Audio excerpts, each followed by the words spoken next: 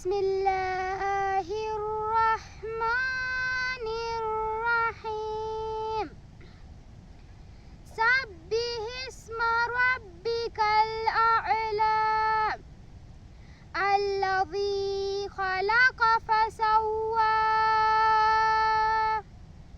والذي قدر فهدى والذي أخرج المرعى فجعله غثاء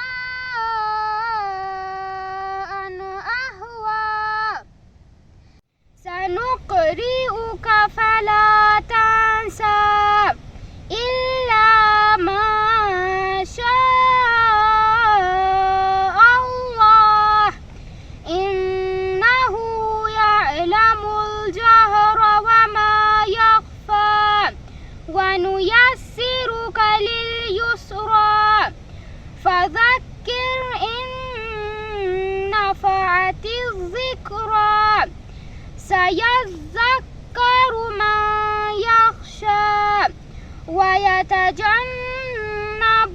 الأشقى الذي يصلى النار الكبرى ثم لا يموت فيها ولا يحيا قد أفلح من تزكى وذكر اسم ربه فصلى بل تؤثرون الحياة الدنيا والآخرة خير وأبقى إن هذا لفي الصحف الأولى صحف إبراهيم وموسى।